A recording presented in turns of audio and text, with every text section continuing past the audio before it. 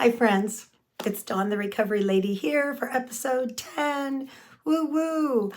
And if you are new, I am Dawn the Recovery Lady, living in the solution. I say in the description of these videos below, we know the problem. People have no problem telling us what our life issues are. We know we're struggling, but here we live in the solution. We always want to have a problem, identify solution, move towards solution. So here with the Recovery Lady, we live in the solution. We identify it, we know the problem. So moving forward, this is episode 10. Episode 9 was discussing change and the fear of change and how we get stuck. And through the course of that episode, I kept saying, I think I'm going to do a part 2. So this is kind of the part 2. And with that, these are all life recovery principles. And people have been saying to me, Dawn, I'm not an empty nester, but I'm watching your channel. And gosh, I can apply these skills to all areas of my life. So I think I'm going to be kind of broadening a little bit, staying on empty nesters for those of you who are with me, but then kind of doing life recovery principles. So folks that do want to apply these principles can apply them to our lives. In the last episode, we talked about fear of change and how that can immobilize us and how we cannot be our best selves or get stuck. And as empty nesters, we talked about, gosh, the kids are gone. Or for me, my empty nesting came in series. First, they left the house. My kids were commuters, but then one got married this year. So the emotional empty nesting changed. I had the physical. I was okay with the physical empty nesting. I'm not sure if I ever clarified that. But the emotional component of losing that child on an emotional level because they are with a spouse now, as they should be, and that's their person. They don't need mom to be their person. Mom's backup. So we say in empty nesting, welcome Matt out, mouth zipped. But we have to be able to be willing to change. And we start by understanding what that is. And then why are we getting stuck? And what is the fear? And we said in episode 9, false evidence appearing real.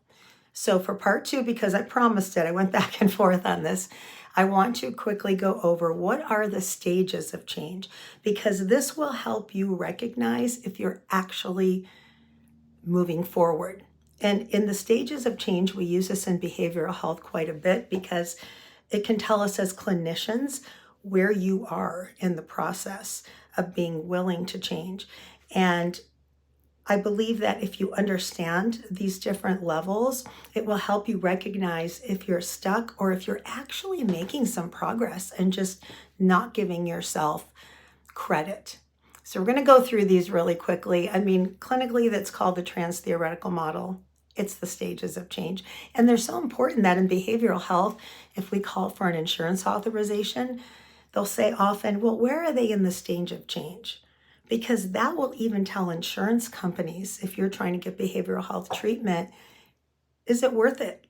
Are they ready for it? So we're going to go through these 6 steps. There used to be 5, now we have 6. So you can see where you are in the stages of change. The first one is pre-contemplative. That's the first stage, if you're taking notes, in the stages of change. In the pre-contemplative stage of change, this is basically denial. This is saying, I don't have a problem. I'm not addicted to alcohol. I am not codependent. I am not just sitting here waiting for my kids to come home because I know Bobby's going to show up and then I'll feel better. That's pre-contemplative means I don't think I have a problem. Now, people could be telling me I have a problem, but I'm putting the wall up. People can be telling me as far as empty nesting, you need to get out, go on a dating site, blah, blah, blah, blah, blah. And I'm like, dude, I'm fine. I don't need that. People could be telling you that as far as, a compulsive behavior, an eating disorder, an addictive issue. And you're like, you don't know. If you knew what I've been through, and believe me, that saying alone is another video. I'm fine. You just don't get it. That's what pre-contemplative is. There isn't a lot we can do if you are in the pre-contemplative stage. That is something you have to work through yourself.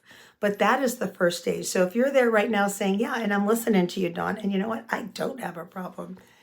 Okay, that's where you are right now. May not be where you are tomorrow, but that's where you are right now. So that means you're just kind of not ready to change.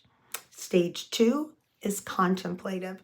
Contemplative is like, gee, I'm sitting home every night as an empty nester, watching TV. I'm kind of lonely, watching other people live their lives. That's kind of what happened to me, I think, in my empty nesting. And for me, this stage kind of changed. A lot of people, empty nesting hits them. My kids were commuters, so it didn't hit me right away. And then they moved out, and I was fine with that. But for me, what kind of put me into oh my gosh, I need recovery mode from this life stage of empty nesting is when one of my children got married, and I had that emotional, I told you there was enmeshment, so I had that emotional loss because my child now had a partner, a spouse, and rightfully went to them, and that I was emotionally dependent on them just to be a person, especially as a single person. So someone knew I was here and kind of had my back. So that discomfort is what pushed me from pre-contemplative into contemplative. And when I had contemplative, I realized oh my gosh, I'm sitting home alone on the nights I wasn't working, watching YouTube videos. And after like a 6-hour binge, and I'm authentic because look, we get well sharing our stories. We're as strong as our story, and we help the next person when we're honest about our own stuff. So that's why I'm so candid with you. And I remember having a binge, watching all my YouTube videos. I watch, as I call it, Shark Tank, and cry because their dreams are coming true. And it hit me, oh my gosh. That's when I went from pre-contemplative to contemplative, is when I realized I'm sitting here watching other people's dreams come true. I'm watching other people live their lives on reality shows and YouTube, and I'm not looking at myself. Why am I so uncomfortable to look at myself? Maybe people are right, and I need to start doing things differently. Maybe my kids are right. Maybe while meeting friends who for years have been, saying, get out there, do things. And I'm not even talking about dating. I'm talking about building a social life. That discomfort moved me personally, and it had to be on my own timing. Nobody could tell me otherwise. From pre-contemplative to contemplative. Contemplative is a good place to be. So if you're thinking you don't have a problem in your pre-contemplative, just keep an open mind, because you might have your awareness and your wake-up moment of, ooh, this isn't working for me. Maybe I need to do something differently. And that's when, like I said, we go to contemplative, which is a good place. Clinically, that means I kind of think I have a problem. Maybe I should start doing something differently. And you're willing to be willing. You're open to doing something different. It is critical. It is a critical stage. And clinically, we love when people are contemplative because we assess for this in hospitals and programs. I think I may have not mentioned before that when you call an insurance company for an insurance authorization for behavioral health treatment, they say, hey, where is this person in the stage of change? Because that tells the insurance company if it's worth their investment. In pre-contemplative, they know you're not ready. Contemplative is a good thing because we can use something called motivational interviewing, and that's just a questioning pattern where we help you kind of guide yourself to the pros and cons of staying where you are. Contemplative is a good place to be. And when I hit that point in empty nesting, I started looking at events, and I started saying yes when people said, do you want to go to a movie? And I'm, again, not talking about dating, just leaving and not getting all my needs met from being a parent. And I started thinking maybe I should say yes. So that's what it looked like for me. So I want you to kind of think as we're going through it, where you're stuck, what your fear of change is, and are you pre-contemplative? Do you think you don't have a problem? Are you contemplative? Have you gotten that discomfort thinking, and you might be, if you're watching this video, that's a good place to be. That means you're willing to make a change. And the next stage, stage 3 of the stages of change, is preparation. Now I'm saying, let's see, like for me, if using myself with empty nesting, I'm going to go online and see what movies are tonight. And I'm going to go through my phone list. I literally did this and see what friends do I have. Married friends that may be free at night, or single friends that could maybe go to a movie with me. Part of it, sometimes there wasn't anybody available. So I started going out by myself. And, I realized I'm pretty fun to hang out with. I kind of got out, went around. And I started putting my feet in the water. I started looking around. I started looking up events on my church website. I started finding things that I could possibly do to break away from reality TV, to break away from YouTube. And although I love YouTube because I'm here, so I could start living my life instead of watching other people live their lives and waiting for my kids to meet my needs, which is very toxic and unhealthy. So that's what preparation. There was pre-contemplative, I don't have a problem. Contemplative, maybe I do and I should look at it. Preparation, now I'm looking at things to do to change. If you struggle with an addictive disorder, contemplative, maybe, yeah, maybe I do drink too much. And then preparation might be, I'm just going to look into some treatment centers and get an idea. Maybe I should consider it. Now, these are important things because wherever you're stuck, you can kind of recognize where you are in the stage of change. You're going to get better. You can do this. Here on The Recovery Lady, we live in the solution. And this is solution-based teaching.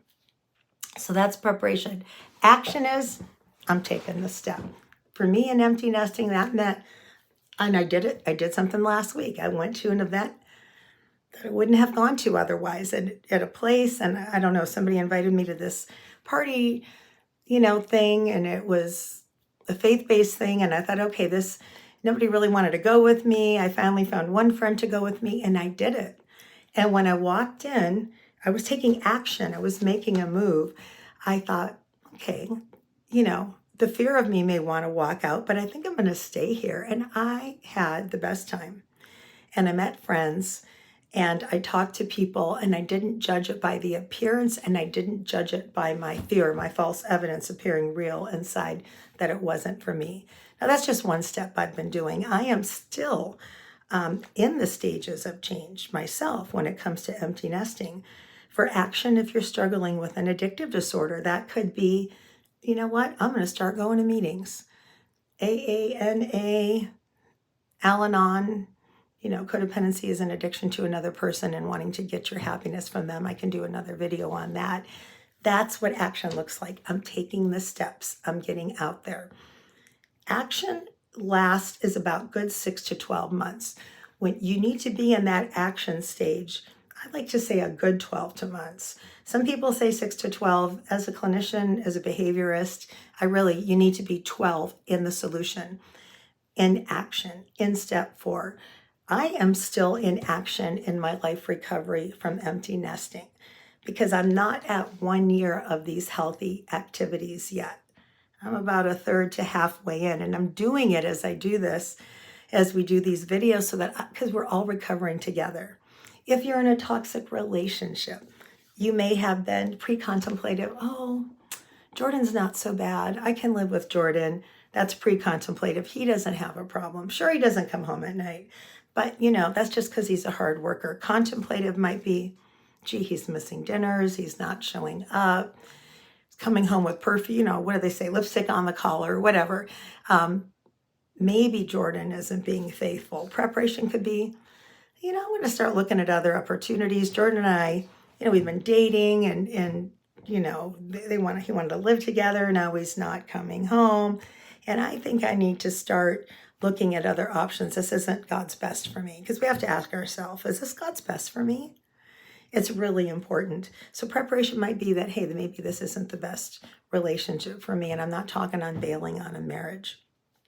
It's a different avenue. So that's preparation. Action for getting out of a bad relationship is, I'm going to start doing other things. I'm not going to get my value from this person. So you can see how we can apply these to every aspect of life.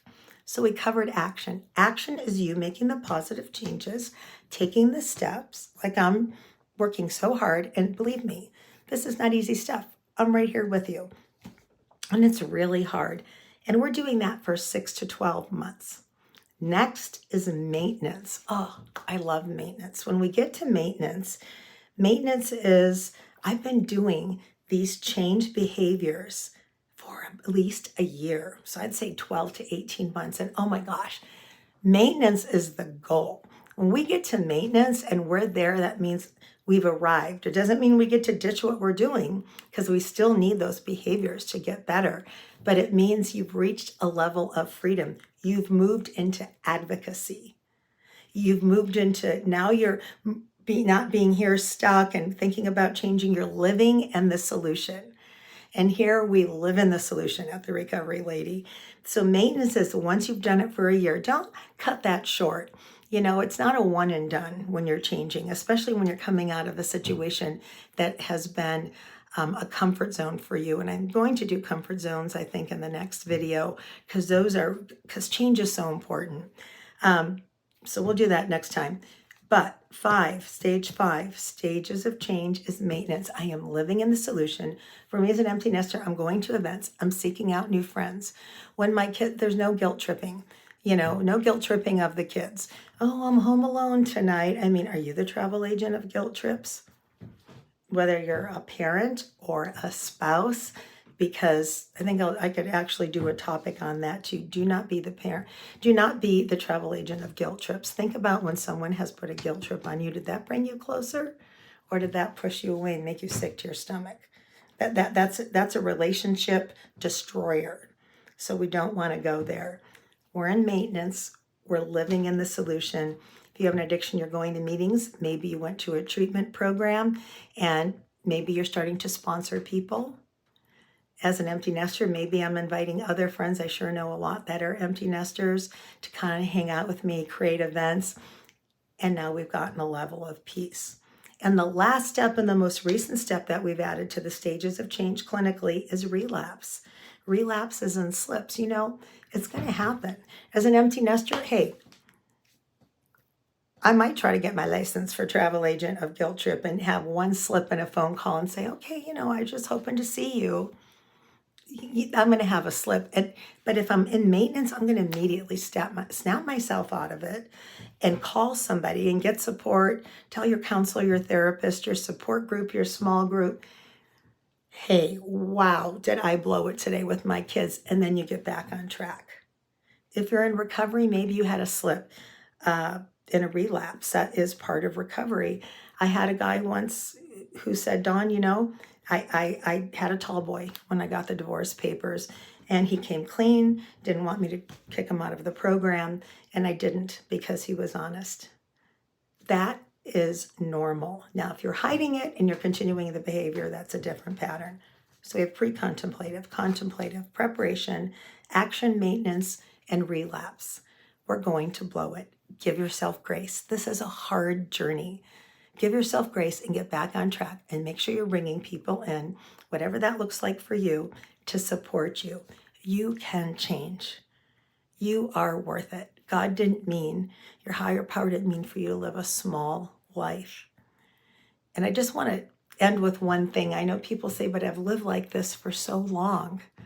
Don't live like so I might as well stay here. I've invested this much time in my dysfunction. It's a lie. You can do this. We're in this together. I'm Dawn, the Recovery Lady. Thank you so much for joining me today for episode 10. Love you guys. Appreciate you. Please subscribe and like below. Bye.